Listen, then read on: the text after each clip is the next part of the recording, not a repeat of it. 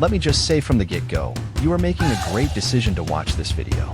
Today, Douglas will be beginning a journey with us towards life turnaround.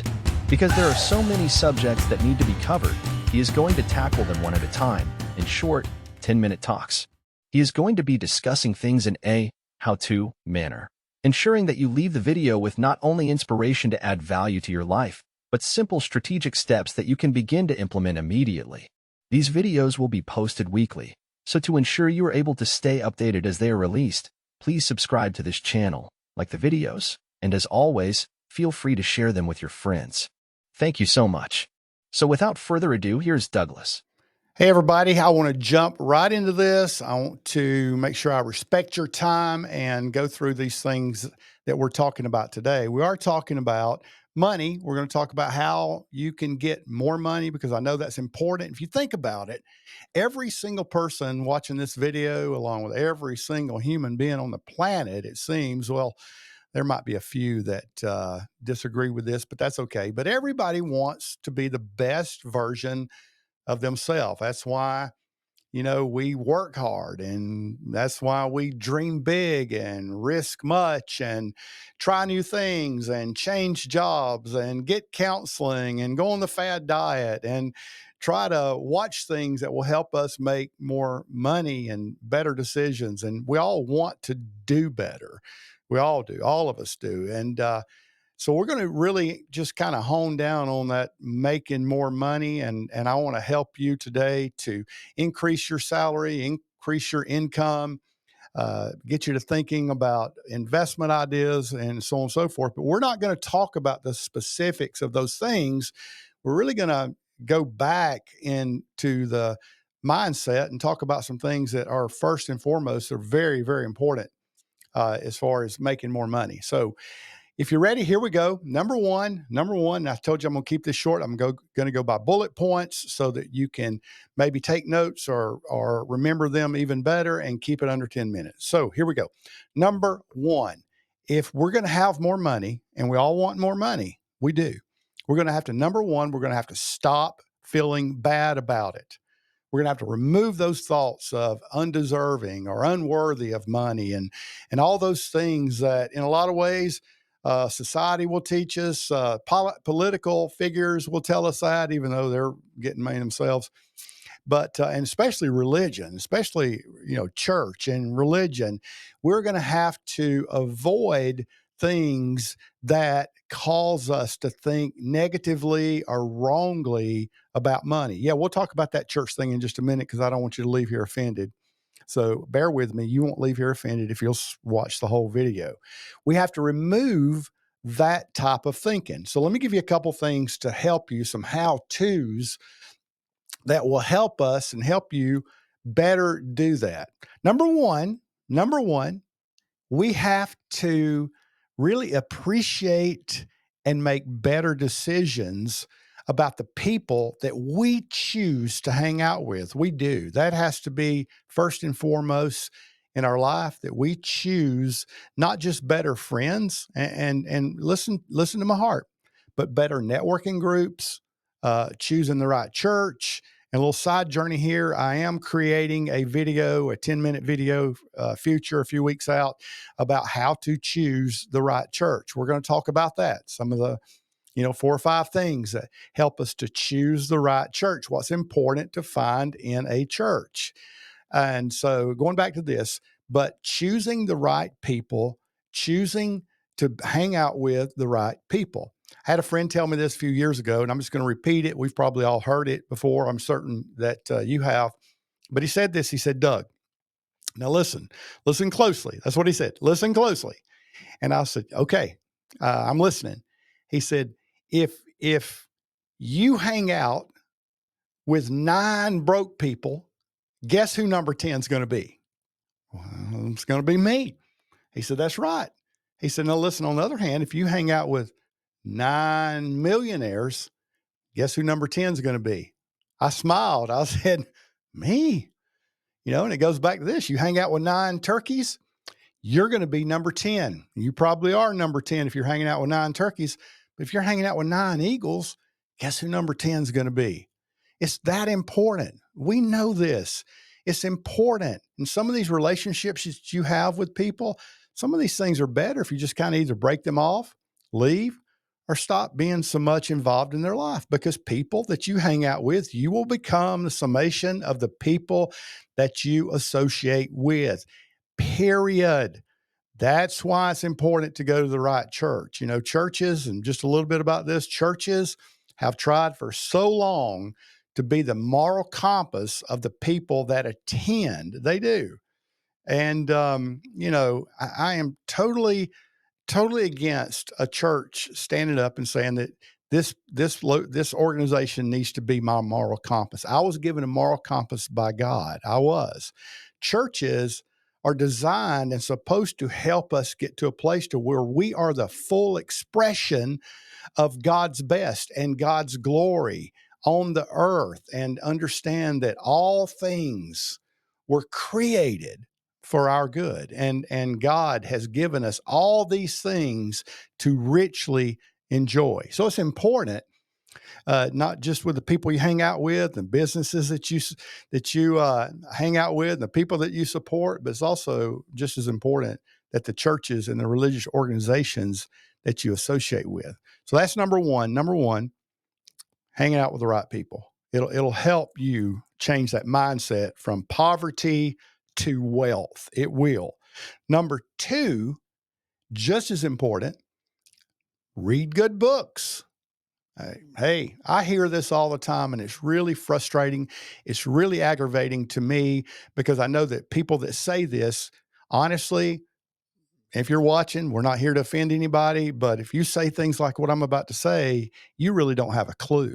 You don't. But I hear people all the time say, you know what, Doug, I hate to read. I hate to read. I hate to read. And I'm thinking, you're missing out on the best part of life if you would just overcome that hatred and start to read books and begin to love to read.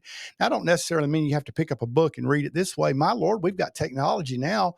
You can get Audible, other forms of digital books that you can listen while you're driving, listen while you're exercising, listen while you're cleaning the house. It's important to be a reader. Smart people read. Let that settle in. Intelligent people read.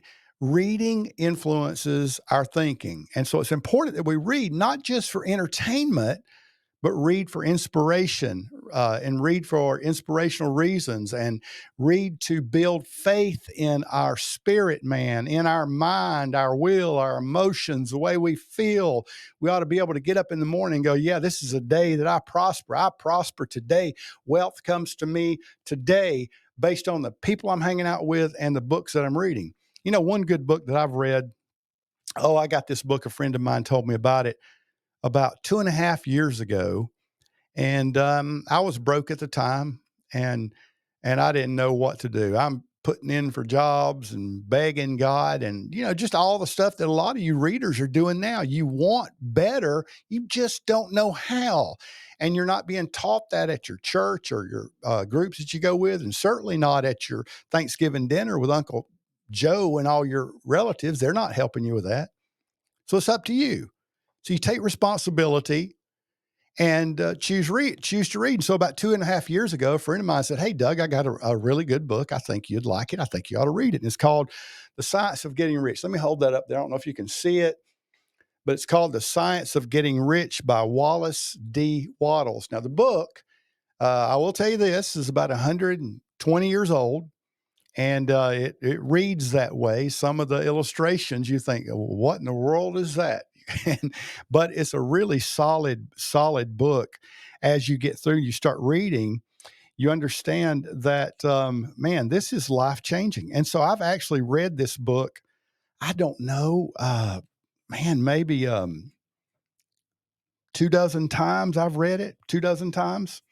And earlier this year, I went ahead and downloaded it onto Audible because I wanted to listen to it. And I've listened to it, I think 3 times this year, maybe 4 times. And I keep going back and listening to it. It's a real short book, a real quick read.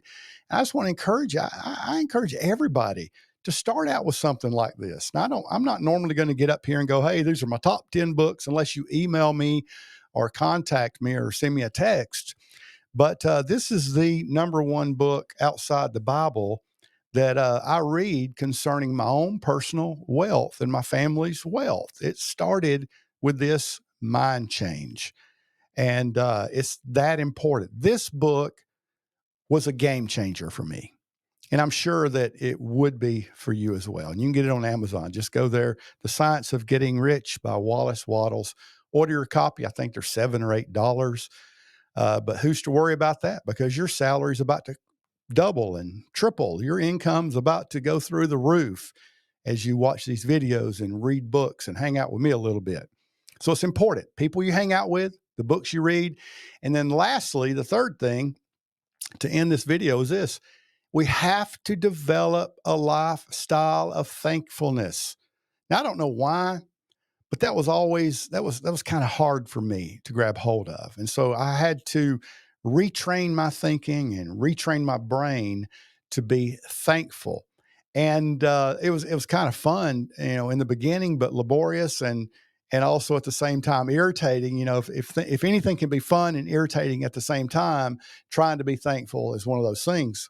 So I just started out. I'm in my truck and I'm driving down the road and I'm thinking, whoo, thank God for this truck. Boy, I'm so thankful for this truck. And thank you that I have the strength in this body to clean this truck. And I'm thankful that I have the money to put gas in this truck. And so I just took my truck and circled everything there was about the truck. And I'm thankful that these seats, even though they're not leather, I'm thankful that these seats are comfortable.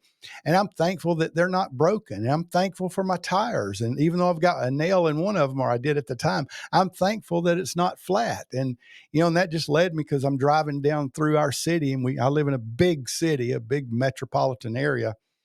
And traffic can be horrid, and crazy drivers who text and speed and all that other stuff will get you off of your being thankful. And so I would make myself, oh Lord, they almost hit my car. I'm so thankful that they didn't. They just, showed me their IQ with one of their fingers. I'm so thankful that they're driving, they're moving on, and so I just find things to be thankful for: the birds and the clouds and your wife. Come on. Thankful for my wife. I'm definitely thankful for my wife, who just literally in many ways rescued me from myself, and thankful for my family and my children and my grandkids and all these things. We can find things to stir up that gratitude in our heart, because gratitude, I like to put it this way: gratitude is the thing that faith uses to reach into the future and reach into the blessings of God and just pull it right to us. It reaches into the universe, all these things that were created for us, and it brings it to us. Because your thankfulness, you're thankful for something. It's reminding yourself of how good you actually have it. And so I want to encourage you, man, develop that gratitude in the morning. I mean, out loud. Don't just think it. And if you have to, like me, I've gotten a piece of paper and I've opened up my journal and I've just start writing out just many things that I possibly can about being thankful. I'm thankful for this. I'm thankful for that. And then I repeat it out loud just to hear myself say it. So real quick, don't feel bad about stuff. Don't feel bad about money. Don't feel bad about having wealth. My goodness, it's your right to have it. No matter where you are, you deserve the wealth and the best that God's given us on this planet. And so surround yourself. How to do that? Surround yourself with the right people. You'll know who they are. Number two, read books that stir up this belief in you, stir up this faith, stir up this dreaming big in you. Come on, you can do it. Not just entertainment, but inspiration. Not just information, but inspire you to do great things. Because everybody that's watching this video, you are created for much more than where you are right now. I promise you that. And then the third thing, be grateful for every single thing in your life, no matter what it is, no matter how lowly it might feel at the moment. Be thankful for it, because it will bring things quickly back to you. All right, I'm going to read this out of this book, The Science of Getting Rich, and close. And let me say this, or he says this. Wallace said this. I love this. You're going to like this. He says, to become really rich is the noblest aim you can have in life, for it includes everything else. Hey, I appreciate you. Thank you so much for watching this. We got more to come. Make sure you subscribe, like the video, and always share it. Feel free to share it with your friends. Thank you and God bless. Thank you, Andrew, for your introduction, and thank you, Douglas, for sharing your wisdom with us today. My name is Daniela, and in closing, as Andrew spoke about earlier, please subscribe to our channel, like the video, and as always, feel free to share with your friends. From myself, Andrew, and Douglas, we wish you the very best.